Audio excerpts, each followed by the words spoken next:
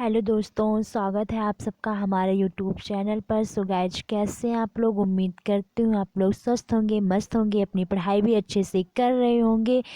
तो स्वागत है आप सबका हमारे इस बेहतरीन क्लास में। सो गाइज, आज की जो क्लास है वो बहुत ही बेहतरीन है। मेरी हर क्लास काफ़ी जो है क्वेश्चन जो है हम काफ़ी इंपॉर्टेंट क्वेश्चन रखते हैं। तो ऐसा नहीं है, क्लास मेरी हर क्लास बेहतरीन है। बस ज़रूरत है आपको कि आप कितना जो है क्लियरली जो है उस पर फोकस करते हैं। तो स्वागत है आप सबका हमारे इस क्लास में। तो हम कहना चाहेंगे, ज़्यादा टाइम वेस्ट नहीं करेंगे, सीधे चलेंगे क्वेश्चन की तरफ। लेकिन उसके पहले हम ये कहना चाहेंगे कि अगर अभी तक आपने चैनल को सब्सक्राइब नहीं किया है तो चैनल को क्या करिए, आप जो है सब्सक्राइब कर लीजिए और बेल आइकन को भी जो है ओपन कर लीजिए, जिससे हर वीडियो का नोटिफिकेशन आपको मिलता रहे। और भी जो है हमने जो है करंट अफेयर की वीडियो अपलोड की है। आप जाइए प्लेलिस्ट पे जाइए, आपको बहुत सारी वीडियो मिल जाएगी। आपको जो वीडियो या किस भी टॉपिक की वीडियो चाहिए तो आप कमेंट बॉक्स में बता सकते हैं। तो चलिए, हम ज़्यादा टाइम वेस्ट नहीं करेंगे, यहाँ पे हम चलेंगे सीधे जो है वो क्वेश्चन की तरफ। और क्वेश्चन हमारा है फर्स्ट क्वेश्चन कि सिंधु सभ्यता में बृहद स्नानागार जो है वो कहाँ पाया गया? चलिए आंसर करिए, क्या मोहनजोदड़ो होगा, या हड़प्पा होगा, या लोथल, या कालीबंगा? तो चलिए यहाँ पे आंसर करिए, इसका राइट आंसर क्या हो जाएगा? सिंधु सभ्यता में बृहद स्नानागार कहाँ पाया गया था? तो चलिए इसका आंसर करिए, इसका जो फर्स्ट आंसर है ये क्या हो जाएगा? ये इसका राइट आंसर होगा। यहाँ पे हम एक जो है वो कलर ले लेंगे, इसको जो है थोड़ा सा एलिमिनेट कर देंगे। तो यहाँ पे जो है फर्स्ट क्या हो जाएगा? ये फर्स्ट हमारा जो है वो राइट आंसर हो जाएगा। उसके बाद में चलते हैं हम नेक्स्ट क्वेश्चन की तरफ। नेक्स्ट क्वेश्चन है हमारा, सिंधु सभ्यता के बारे में कौन सा कथन असत्य है? चलिए आंसर करिए आप, सिंधु सभ्यता के बारे में कौन सा कथन है जो क्या है, कहीं ना कहीं वो गलत है? तो चलिए आंसर करिए, इसका आप आंसर करिए क्या होगा? नगरों में नालियों की सुधरी व्यवस्था थी, व्यापार और वाणिज्य उन्नत दशा में था, मात देवी की उपासना की जाती थी, लोग लोहे से परिचित थे। तो इसका जो राइट आंसर होगा वो क्या होगा? चलिए आंसर बताइए, इसका जो है राइट आंसर, मतलब कि सिंधु सभ्यता के बारे में इसमें से कौन सा कथन है जो क्या है वो गलत है? तो यहाँ पे जो लोग लोहे से परिचित थे, तो यहाँ पे सबको पता है कि जो है वहाँ सिंधु सभ्यता के जो लोग थे वो क्या है, वो लोहे से परिचित नहीं थे। उन्हें जो है लोहा का जो है वो ज्ञान नहीं था। बाकी जो है ये जो है एक शहरी सभ्यता मानी जाती है सिंधु सभ्यता। तो वहाँ पे जो है नालियों की सुधरी जो है अच्छी व्यवस्था थी, व्यापार और वाणिज्यिक उन्नत दशा में भी था, क्योंकि वो लोग व्यापार करते थे और माता देवी की उपासना भी करते थे वो। तो वहाँ पे क्या है, यहाँ पे जो है ये लोहे का जो है लोहे से परिचित नहीं थे, यहाँ पे ये जो है वो गलत हो जाएगा। तो मतलब कि ये इससे परिचित नहीं थे, लेकिन यहाँ पे हमसे असत्य पूछा गया तो यही है हमारा जो है वो आंसर हो जाएगा। चलिए चलते हैं हम नेक्स्ट क्वेश्चन पे। नेक्स्ट क्वेश्चन है हमारा, वैदिक गणित का महत्वपूर्ण अंग है? चलिए बताइए, शतपथ ब्राह्मण, अथर्ववेद, शुल्क सूत्र, या छांदोग्य उपनिषद? तो इसमें से बताइए कौन सा जो हैगा वो हमारा जो है वो राइट आंसर होगा। तो चलिए आंसर करिए। आंसर आप लोग करते रहिए, आंसर कर जितना आप प्रैक्टिस करेंगे उतना ज़्यादा जो है आपके डाउट्स जो है वो क्लियर होते जाएंगे, धीरे धीरे जो है वो सब कंप्लीट होता जाएगा। तो इसका जो थर्ड है यानी शुल्ब सूत्र क्या है, इसका राइट आंसर हो जाएगा। वैदिक गणित का जो महत्वपूर्ण है अंग है वो क्या है, वो शुल्ब सूत्र है। और वीडियो को लाइक कर देना। वीडियो के लास्ट में जब वीडियो कंप्लीट हो जाए तो आप कमेंट बॉक्स में ज़रूर बताइए कि आपको वीडियो कैसी लगी। ये जो क्वेश्चन हमने रखा है, क्वेश्चन के सीरीज जो मिक्सअप करके इसे बनाते हैं, तो ये प्रश्नों का जो सीरीज है वो आपको कैसे लगी, ये कमेंट बॉक्स में ज़रूर बता दिया करिए आप। चलिए चलते हैं इसी क्रम में हम नेक्स्ट क्वेश्चन पे। हमारा नेक्स्ट क्वेश्चन है, ऋग्वेद में संपत्ति का प्रमुख रूप क्या है? तो वो चलिए, ये जो है ये प्रैक्टिस सेट क्लास है। तो इसमें क्या करते हैं, ज़्यादा ज़्यादा क्वेश्चन करवाते हैं और थोड़ा स्पीड में करवाते हैं कि जिससे ज़्यादा टाइम वेस्ट ना हो और आपकी जो है तैयारी ही वो भी बेहतरीन हो। तो इसीलिए जो है इसमें क्या करते हैं, हम प्रैक्टिस सेट जो है इसको रखे हुए हैं। तो चलिए बताइए, इसमें जो है ऋग्वेद में संपत्ति का प्रमुख रूप क्या है? गोधन, भूमि, उपरोक्त दोनों, या इनमें से कोई नहीं? तो चलिए इसका आंसर जो है वो हो जाएगा गोधन। ये क्या हो जाएगा हमारा, first is the right answer. Rigveda में संपत्ति का प्रमुख रूप है गोधन।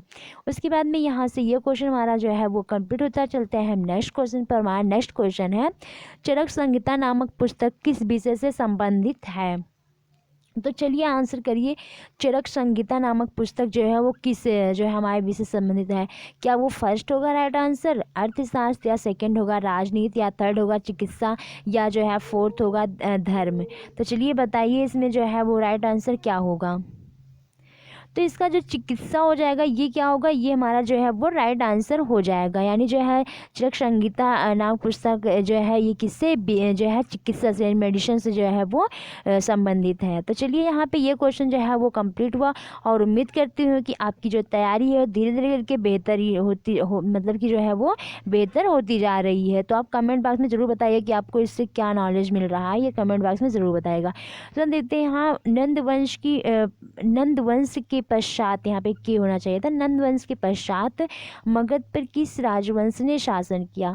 मौर्य ने, शुंग ने, गुप्त रहना चाहिए था, गुप्त ने या कुषाण ने? तो चलिए बताइए यहाँ पे किसने किया था? तो यहाँ का जो राइट आंसर हो जाएगा वो क्या होगा? चलिए करिए। यहाँ पे भी कोई टाइमिंग की व्यवस्था तो है नहीं, टाइमर नहीं लगा है, नहीं तो टिक टिक टिक टिक करके तो हो जाए वो आंसर दे देता। तो यहाँ पे तो मैं आंसर कर देती हूँ, लेकिन क्या धीरे धीरे बस आप लोग सिर्फ अपना प्यार और सपोर्ट बनाए रखिए, इस चैनल को ज़्यादा से ज़्यादा शेयर करिए। जितना ज़्यादा आप सपोर्ट करेंगे उतनी ही जल्द हम जो है ये सारी व्यवस्थाएं भी कर देंगे। तो चलिए बताइए इसमें जो राइट आंसर है वो क्या हो जाएगा? तो इसका जो मौर्य है वो राइट आंसर हो जाएगा। नंद वंश का जो अंतिम शासक था वो कौन था? घनानंद था। ये घनानंद जो है तो ये घनानंद ही तो जो है उनका सत्कार नहीं करता है चाणक्य का। तो चाणक्य जो है ये ये अपने पद के नशे में था, इसलिए जो है उनका चाणक्य का जो है अनादर कर देता है। तो चाणक्य क्या करते हैं? मौर्य को जो है मतलब कि इनको मिलते हैं मौर्य, तो उनको ही क्या करते हैं, ये शिक्षा देते हैं, और जिसकी वजह जो है इनसे फिर युद्ध करवा देते हैं, और मौर्य वंश की क्या करते हैं? स्थापना करवा देते हैं। तो यहाँ पे ये चीज़ जो है वो क्लियर हो गई। तो चलिए चलते हैं हम नेक्स्ट में। नेक्स्ट है हमारा हैदर अली की मृत्यु 1782 ईस्वी में किस युद्ध के दौरान हुई थी? चलिए आंसर करिए इसका। प्रथम आंग्ल मैसूर युद्ध, द्वितीय आंग्ल मैसूर युद्ध, तृतीय आंग्ल मैसूर युद्ध, चतुर्थ आंग्ल मैसूर युद्ध? तो इसका जो राइट आंसर है वो क्या होगा? अभी यहाँ कोई टाइम लगी होती तो फिर वो टिक टिक करके बताते हैं। तो यहाँ पे तो ऐसे पर कुछ पता नहीं चलता, बस हम थोड़ा सा रुकेंगे। एक क्वेश्चन को सॉल्व करने के लिए 30 सेकेंड्स जो है वो मिलते हैं, तो इसलिए हम जो है थोड़ा सा रुकेंगे। आप आंसर करते रहिए, इसका आंसर क्या होगा? तो इसका जो राइट आंसर हो जाएगा वो क्या होगा? द्वितीय आंग्ल मैसूर युद्ध। अब यहाँ पे देखिए, यहाँ पे जो ये डेट है इससे जो है आप जो है इसको लेकर ज़्यादा कंफ्यूज मत होना, क्योंकि ये क्या है, ये 1700 यहाँ पे तो 82 है। हमने एक जगह देखा तो वो 1700 जो है 84 लिखा हुआ था, 1784। तो ये 82 या 84 या आपको क्या पता है वो कमेंट बॉक्स में बताइएगा कि 82 रहेगा 84 रहेगा, क्योंकि हमने क्या दो जगह देखा था, एक जगह 84 लिखा था, एक जगह 82 लिखा था। हमने सोचा चलो इसी को रखते हैं और इसको भी बता देंगे। तो जो वैसे अगर एग्जाम इस तरह के जो कन्फ्यूज़न रहते हैं ना, तो वो क्या होता है एग्ज़ाम में इस तरह के दोनों ऑप्शन कभी नहीं देंगे। तो अगर वो समथिंग में ऑप्शन है तो आप इसी को लगा दीजिएगा। ये चीज़ जो है वो ऑलवेज ध्यान रखना। तो चलिए हम चलते हैं, नहीं तो इस बात को लेकर जो है आप लोग कमेंट बॉक्स में कमेंट करने लगे कि ऐसा है ये है, तो ऐसा कुछ भी नहीं है, हमने भी इसको चेक किया है। तो यहाँ पे चलिए देखते हैं, अब हम नेक्स्ट क्वेश्चन को देखते हैं थोड़ा। तो यहाँ पे हमारा जो नेक्स्ट क्वेश्चन है वो है टीपू सुल्तान तथा कॉर्नवालिस के बीच 1792 ईस्वी में श्रीरंगपट्टनम की संधि हुई थी। किसके तहत हुई थी? मतलब जो संधि हुई थी, जैसे संधि होती है ना, तो किसी न किसी बात पे क्या होता है, समझौता होता है। मतलब अगर किसी को संधि के बारे में ना पता हो तो बता दे रहे हैं कि कोई ना कोई बातें जो होती हैं जो माननी पड़ती हैं, कुछ उसे छोड़ना पड़ता है, कुछ मानना पड़ता है, तो उसी में क्या होती है, संधि हो जाती है। तो चलिए यहाँ पे बताइए कि क्या हुआ था टीपू सुल्तान और कॉर्नवालिस के बीच जो श्रीरंगपट्टनम की संधि हुई थी, उसके बीच जो है वो कौन कौन सी बातें हुई थी, किस बीच संधि हुई थी? चलिए आंसर करिए। यहाँ पे देखिए 4 ऑप्शन है, 4 ऑप्शन के बाद जो है ए और उसके अंदर बा फिर शाह फिर दा करके मतलब है कौन कौन सा सही है। इसमें ये स्टेटमेंट टाइप के क्वेश्चन है, और स्टेटमेंट टाइप के जो है वो क्वेश्चन आते हैं। तो यहाँ पे चलिए जो है कौन कौन सा सही है, मतलब दोनों सही है या जो है 3 सही है, कौन कौन सा सही है? तो इसका जो राइट आंसर हो जाएगा वो हो जाएगा, यानी कि जो है यहाँ पे ये भी सही है और ये सही है और ये फोर्थ भी सही है। यानी जो ब्रिटिश ये प्रेसिडेंट है। प्रेसिडेंट को श्रीरंगपट्टनम में स्थापित करना, ये ऐसी बात नहीं हुई थी। टीपू सुल्तान को अपना आधा राज्य अंग्रेज को देना पड़ा था, ये भी सही है। टीपू को 3 करोड़ रुपए युद्ध क्षति के रूप में देना पड़ा था, ये भी सही है। अपने 2 बेटों को बंधक स्वरूप अंग्रेजों के पास स्वीकार करना पड़ा, ये भी सही है। तो ऐसे टीपू सुल्तान तो बहुत ही महान था, लेकिन जो है इसको क्या करना पड़ा, इतना जो है वो कुछ जो है संधि करनी पड़ी। तो ये क्या हो जाएगा, वो फर्स्ट, सेकंड और फोर्थ क्या हो जाएगा, ये जो है है। तो इसमें देखिए कई क्वेश्चन एक साथ हो रहे हैं, ऐसा नहीं है, इसमें देखिए कई क्वेश्चन जो है एक साथ जो है क्लियर हो रहे हैं। बस आप जो है ध्यान से पढ़ते रहिए। चलते हैं हम नेक्स्ट क्वेश्चन पे। नेक्स्ट क्वेश्चन हमारा, महात्मा गांधी दक्षिण अफ्रीका से भारत किस वर्ष में लौटे थे? चलिए बताइए, 1915 में, 1917 में, 1916 में, 1918 में, कब लौटे थे जो है महात्मा गांधी दक्षिण अफ्रीका से, कब लौटे थे? तो आप कमेंट बॉक्स में, इसमें जो है कमेंट बॉक्स में एक और चीज़ें बताइएगा कि महात्मा गांधी जब वापस आए थे सबसे पहला आंदोलन कौन सा था। मैक्सिमम पूछा जाता है कि महात्मा गांधी का जो सबसे पहला आंदोलन था वो कौन सा आंदोलन था। तो चलो कमेंट बॉक्स में आपको ज़रूर बताना है कि पहला आंदोलन कौन सा था। इसका जो राइट आंसर हो जाएगा 1915 में, यानी कि 1915 में जो है महात्मा गांधी भारत लौटे थे। और ये आपको बताना है कि सबसे पहला महात्मा गांधी का जो है वो कौन सा आंदोलन था। तो ये आपको कमेंट बॉक्स में बताना है। इसमें हम चलते हैं नेक्स्ट क्वेश्चन पे। हमारा नेक्स्ट क्वेश्चन है कि आंध्र प्रदेश जो है एक भाषाई राज्य के रूप में गठित किया गया 1950 में, 1953 में, 1956 में, 1961 में। तो चलिए आंसर करिए यहाँ पे, इसका राइट आंसर क्या होगा। आंध्र प्रदेश जो है एक भाषाई राज्य के रूप में कब जो है वो स्थापित किया गया? तो इसका आंसर जो है, अभी तक इसका आंसर आप दे चुके होंगे। यहाँ पे 1953 में क्या हो जाएगा, इसका राइट आंसर हो जाएगा, यानी 1953 में जो है आंध्र प्रदेश एक भाषाई राज्य के रूप में क्या हुआ था, गठित हुआ था। तो यहाँ से ये चीज़ें जो है वो, और ये भाषाई राज्य के रूप में हम समझ लें, मतलब ये पहला ऐसा राज्य था जो भाषा के आधार पे ही राज्य बन गया, और फिर उसके बाद में कोई राज्य भाषा के आधार पर नहीं बना। और जो भाषा के राज्य पे बने, कभी कभी ये भी पूछ लेता है, तो ये तेलुगु था। ये कौन सी लैंग्वेज थी? तो तेलुगु लैंग्वेज जो है वहाँ पे ज़्यादा बोली जाती थी। तो वहाँ पे क्या किया, राज्य का जब गठन होने लगा तो क्या किया, उसको जो है राज्य वो भाषा के आधार पर बना दिया गया। तो तेलुगु लैंग्वेज भी थी, ये भी जो है वो ऑलवेज ध्यान रखना। तो चलते हैं हम इसी क्रम में जो है नेक्स्ट क्वेश्चन पे। हमारा नेक्स्ट क्वेश्चन है, संपत्ति का अधिकार है एक मौलिक अधिकार, नैसर्गिक अधिकार, वैधानिक अधिकार और कानूनी अधिकार। चलिए आंसर करिए, इसका राइट आंसर क्या होगा। जो संपत्ति का अधिकार है वो कौन सा अधिकार है? तो यहाँ पे हम एक चीज़ कंफर्म कर देंगे, ये क्या है, ये हमारा कानूनी अधिकार था। लेकिन ये जो है अब ये अधिकार हमारा नहीं रहा है, हमारा कोई भी संपत्ति का अधिकार जो है हटा दिया गया। तो यहाँ से अगर आपको लगता है तो यहाँ से क्वेश्चन चेंज कर देते हैं हम इसको। संपत्ति का अधिकार किस संशोधन के तहत जो है, किस संशोधन के तहत जो है वो हटा दिया गया, संशोधन के तहत जो है वो हटा दिया गया। तो यहाँ पे हो जाएगा 44वें संविधान संशोधन के तहत जो है संपत्ति का जो अधिकार था वो हटा दिया गया। तो ये चीज़ यहाँ पे जो है वो ध्यान रखना। 44वें संविधान संशोधन के तहत जो है ये संपत्ति का जो अधिकार था, कानूनी अधिकार था, उसको क्या किया गया, हटा दिया गया है। तो यहाँ से ये चीज़ें जो है वो ध्यान रखना। चलते हैं इसी क्रम में हम नेक्स्ट क्वेश्चन पे। हमारा नेक्स्ट क्वेश्चन है, राष्ट्रपति का निर्वाचन किस प्रकार होता है? चलिए आंसर करिए, किस प्रकार राष्ट्रपति का निर्वाचन होता है? प्रत्यक्ष रूप से, अप्रत्यक्ष रूप से, मनोनयन द्वारा, या कोई स्पष्ट प्रावधान नहीं है?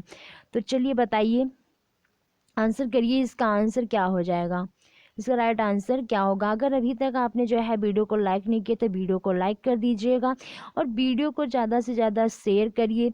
तो उससे क्या है, हमें भी थोड़ा मोटिवेशन मिलता है। तो वीडियो को आप शेयर करते रहिए, प्रॉपर आप जो है वीडियो को शेयर करते रहिए। और जो है चैनल को जो है अपने जो है ग्रुप, जो भी ग्रुप है आप उसमें शेयर करके जो है चैनल को जो है सब्सक्राइब करवाइए। वीडियो को जो है बताइए, आप भेजिए, जो है बताइए कि ये कितनी जो है बेहतरीन क्लास है। तो इसके बारे में बताइए, अगर आपको अच्छी लग रही है वीडियो। तो प्रश्न भी जो है काफ़ी हमने जो है रखे हुए हैं ऐसे। तो चलिए यहाँ पे आंसर करिए, राष्ट्रपति का निर्वाचन किस प्रकार होता है? प्रत्यक्ष रूप से, अप्रत्यक्ष रूप से, मनोनयन द्वारा। तो यहाँ पे जो है आप आंसर कर चुके होंगे, क्योंकि इसका जो होता है वो अप्रत्यक्ष रूप से होता है। राष्ट्रपति का जो निर्वाचन होता है वो अप्रत्यक्ष रूप से होता है और अप्रत्यक्ष रूप से समानुपातिक एकल संक्रमणीय मत पद्धति द्वारा होता है।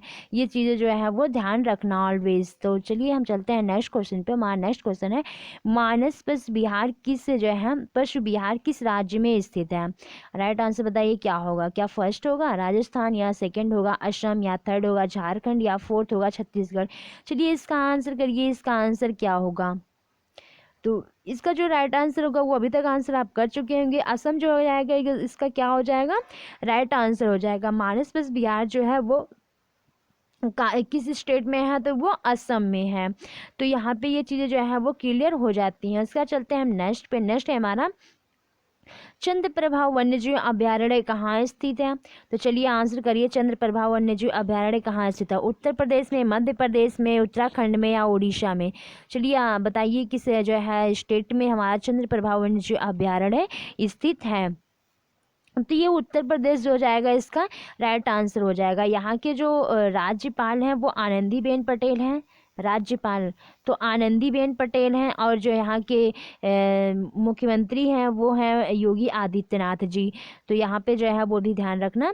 और चंद्रप्रभा वन्यजीव विज्ञान और जो है दुधवा नेशनल पार्क जो है वो भी उत्तर प्रदेश में है। दुधवा नेशनल पार्क सबसे बड़ा नेशनल पार्क है और सबसे पुराना नेशनल पार्क है। ये सबसे पुराना जिम कॉर्बेट नेशनल पार्क है, उसके बाद में दुधवा नेशनल पार्क है जो लखीमपुर खीरी में है उत्तर प्रदेश के। ये चीज़ ध्यान रखना। तो यहाँ से चलते हैं हम जो है नेक्स्ट पे। हमारा नेक्स्ट है साइलेंट वैली के चर्चित होने का कारण है। चलिए बताइए साइलेंट वैली का चर्चित होने का कारण क्या है। तो जनसंख्या विस्फोट, परमाणु केंद्र की स्थापना, अधिक जल संचयन, जैव विविधता एवं सदाबहार वन का संरक्षण। चलिए बताइए इसका राइट आंसर क्या होगा। साइलेंट वैली का जो है वो राइट आंसर क्या हो जाएगा। तो ये जो फोर्थ है ये क्या हो जाएगा, ये राइट आंसर होगा। अब ये साइलेंट वैली पड़ती कहाँ है, किस राज्य में पड़ता है, ये साइलेंट वैली किस राज्य में पड़ता है, इसको क्या करेंगे आप कमेंट बॉक्स में ज़रूर बताइएगा कि जो है साइलेंट वैली किस राज्य में जो पड़ता है। तो आप भी क्या करते हैं, हम यहाँ पे चाहे तो सारी चीज़ें जो है वो बता सकते हैं, लेकिन उससे कहीं ना कहीं जो है चीज़ें स्किप हो जाएंगी आपके दिमाग से। तो जब कुछ कोई चीज़ें आप भी जो है लिखेंगे और जो है उस तो वो क्या होगा, वो जो है मतलब कि याद हो जाएगा। तो इसलिए कहते हैं कि आप कमेंट बॉक्स में ज़रूर बताया करिए। तो आप कमेंट बॉक्स में आंसर दिया करिए ना, क्या प्रॉब्लम है आपको आंसर देने में, क्या प्रॉब्लम है। आप कमेंट बॉक्स में आंसर दिया करिए। वीडियो को लाइक नहीं किए तो लाइक कर दीजिएगा और जो है शेयर भी कर दिया करिए। और अमृतसर और शिमला एक ही अक्षांश पर स्थित हैं, परंतु उनकी जलवायु में भिन्नता का कारण क्या है। उनकी ऊंचाई में भिन्नता, उनकी समुद्र से दूरी, शिमला में बर्फबारी, अमृतसर में प्रदूषण। उनकी जो एक ही अक्षांश पे स्थित है लेकिन उनकी जो जलवायु है मतलब कि उनकी जलवायु में जो है वो भिन्नता है। तो किस कारण है भिन्नता, चलिए बताइए इसका राइट आंसर क्या होगा। फर्स्ट, सेकंड, थर्ड, फोर्थ, कौन सा इसका राइट आंसर होगा। तो इनकी जो ऊंचाई में भिन्नता है इसकी वजह से क्या है, ये जो है जलवायु में मतलब कि जो भिन्नता है वो उनकी ऊंचाई में भिन्नता की वजह से ऐसा होता है।